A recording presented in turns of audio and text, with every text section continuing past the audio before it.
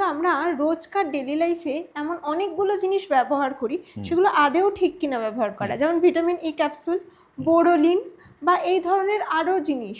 তো সেইগুলো সম্পর্কে আপনি কি না বলবেন? দেখো, ভিটামিন এ ক্যাপসুল কেটে বা ভিটামিন ই ক্যাপসুল কেটে লাগালে কতদূর উপকার হবে আমি বলতে পারবো না।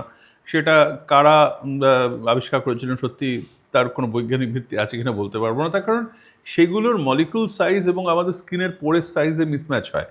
যদি আচ্ছা। কেউ কেটে একটা ভিটামিন ই কেটে সেইটা উপরে লাগিয়ে ভাবেন যে খুব আমার হ্যাঁ, তাতে স্কিন নাকি স্কিন ক্লিওপ্যাট্রার খুব মতো গ্লো হয়ে যাবে, করছে। সেটা হয় না। তার কারণ ভিটামিন ইর যে সাইজ, মলিকুলার সাইজ, আণবিক মানে আয়তন, সেটা স্কিনের ভেতর দিয়ে ঢুকবে না। তাই জন্য আপনি ওপরে যেটা লাগাচ্ছেন সেটা প্র্যাকটিক্যালি ওই তৈলাক্ত জিনিসটা অথবা ক্রিমটা, তাতে লাভ হচ্ছে না। আর আরেকটা যেটা তুমি ব্র্যান্ডের কথা বললে, বোরোলিন, আমি কোনো ব্র্যান্ডের পক্ষে বিপক্ষে কিচ্ছু বলছি না। বিশেষ করে এই ব্র্যান্ডটি বঙ্গজীবনের অঙ্গ। বঙ্গজীবনের অঙ্গ, এবং স্বাধীনতার আগে থেকেই এটা কিন্তু সত্যিই একটা আমাদের গর্ব। তা আমি এটা কি কাজ হয় কি খারাপ হয় ডাক্তার হিসেবে বলছি না। এটা একটা ময়েশ্চারাইজার, অসাধারণ, সত্যিই ভালো ময়েশ্চারাইজার, এবং তার সঙ্গে একটু অ্যান্টিসেপটিক প্রপার্টি আছে।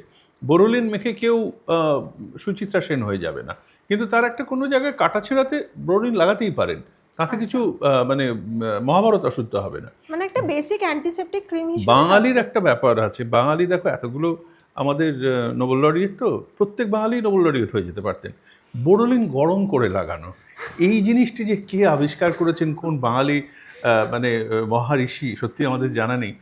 আমাদের কাছে এসে বলেন, ডাক্তার ওই যে আমার ছেলের চুল উঠে যাচ্ছিল, সব কিছু করেছি, এমনকি বোরোলিন গরম করেও লাগিয়েছি, জানেন আমার মেয়ের ব্রণটা কমে গেল বোরোলিন গরম করে লাগিয়ে, আমার কর্তার পা ফেটে গেছিলো, সেটাও আমরা বোরোলিন গরম করে লাগিয়ে ঠিক করে ফেলেছি। মানে ওদের বাড়িতে ক্যান্সার থেকে টিবি থেকে ম্যালেরিয়া সব কিছুতেই বোরোলিন গরম করে লাগিয়ে ওরা ঠিক হয়ে যায়, কিন্তু ছেলের চুল পড়াটা কমছে না, হ্যাঁ। তখন আমাদের কাছে দয়া করে এসেছেন। এখন বোরোলিন যারা আবিষ্কার করেছিলেন তারাও জানতেন না যে যেটা গরম ভবিষ্যতে করে লাগানো বোরোলিন হবে। গরম করে লাগালে এরকম মহৌষধ হ্যাঁ, তৈরি হ্যাঁ। হয়ে যায়।